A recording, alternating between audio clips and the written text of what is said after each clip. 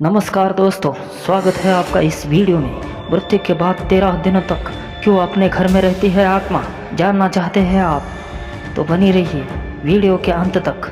शास्त्रों की बात जाने धर्म के साथ। जिस तरह जीवन एक सत्य है, ठीक प्रत्येक व्यक्ति को भली भांति पता है, ठीक मृत्यु भी एक सत्य ही है। जिसने किसी ने जन्म लिया है उसको मरना ही होगा, परंतु इसे बदला नहीं जा सकता। कहने का अर्थ यही है, जिसने इस पृथ्वी पर जन्म लिया है उसे एक न एक दिन अपने प्राणों की आहुति देनी पड़ती है। इस बारे में हम में से बहुत लोगों ने कई बार अपने बड़े बुजुर्ग से कहते हुए सुना होगा कि मृत्यु के बाद मनुष्य शरीर की आत्मा 13 दिनों तक अपने घर में ही रहती है। मगर ऐसा क्यों? इस बारे में क्या किसी ने सोचा है? अगर नहीं तो चलिए आज आपको इस बारे में संबंधित जानकारी बताते हैं और जानते हैं कि आखिर क्यों मृतक शरीर की आत्मा 13 दिनों तक अपने घर में भटकती रहती है। साथ में ये भी बताएंगे कि 13 दिनों तक मृतक के नाम का पिंडदान क्यों किया जाता है। तो बनी रहिए वीडियो के अंत तक। बता दें, गरुड़ पुराण में इस बारे में विस्तार से बताया गया है। गरुड़ पुराण में बताया गया है कि जब किसी व्यक्ति की मृत्यु होती है तो यमराज के यमदूत उसे अपने साथ यमलोक ले जाते हैं। यहाँ उसके अच्छे और बुरे कर्मों का हिसाब होता है और फिर 24 घंटे के अंदर यमदूत उस प्राणी की आत्मा को वह घर छोड़ जाते हैं। यमदूत के द्वारा आत्मा को वापस छोड़ जाने के बाद मृतक की आत्मा अपने परिजनों के बीच भटकती रहती है और अपने परिजनों को पुकारती रहती है, लेकिन उसकी आवाज़ कोई भी सुन नहीं पाता। ये देखकर मृतक व्यक्ति की आत्मा बेचैन हो जाती है और जोर जोर से चिल्लाने लगती है। इसके बाद अपने शरीर के अंदर प्रवेश करने की कोशिश करती है, लेकिन यमदूत के पास से बंदिश होने के कारण वह मृत शरीर में प्रवेश नहीं कर पाती है।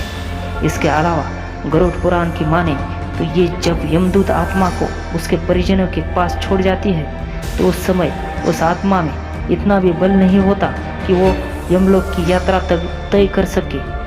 गरुड़ पुराण के अनुसार किसी भी मनुष्य की मृत्यु के बाद जो 10 दिनों तक मकिया जाता है उससे मृतक आत्मा के भिन्न अंगों की रचना होती है और जो 11वें और 12वें दिन पिंडदान किया जाता है उससे मृतक उसी से ही यमलोक तक की यात्रा तय करते हैं।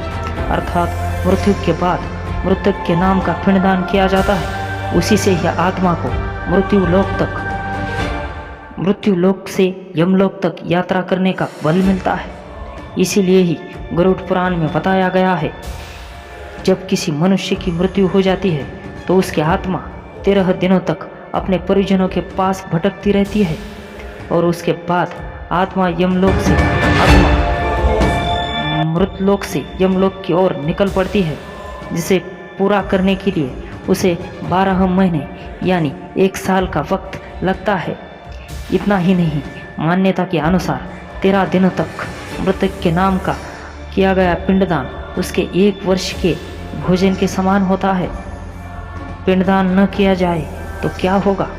इसके अलावा बता दें कि अक्सर लोगों के मन में ये सवाल ज़रूर आता है कि अगर किसी व्यक्ति के नाम का पिंडदान नहीं किया गया तो क्या होगा? तो दोस्तों, आपको बता दें कि इसका भी वर्णन गरुड़ पुराण में किया गया है।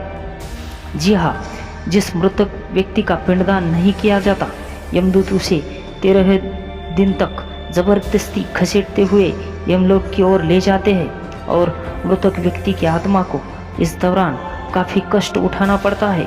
इसलिए हिंदू धर्म में मनुष्य की मृत्यु के बाद 13 दिनों तक पिंडदान करना आवश्यक माना जाता है। इसके अलावा आपको बता दें कि 13वें दिन तक परिजनों के द्वारा मृतक व्यक्ति के नाम का जो भोज करवाया जाता है, अगर वह कर्ज लेकर किया जाए तो मृतक व्यक्ति की आत्मा को शांति नहीं मिलती।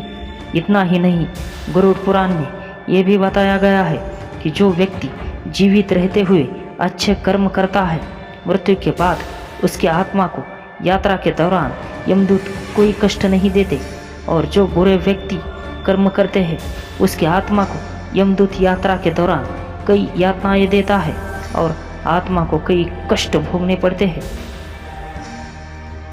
वीडियो अगर अच्छी लगी होगी तो चैनल को सब्सक्राइब और आपके मन में कोई डाउट होगा तो कमेंट में ज़रूर लिख देना दोस्तों। धन्यवाद।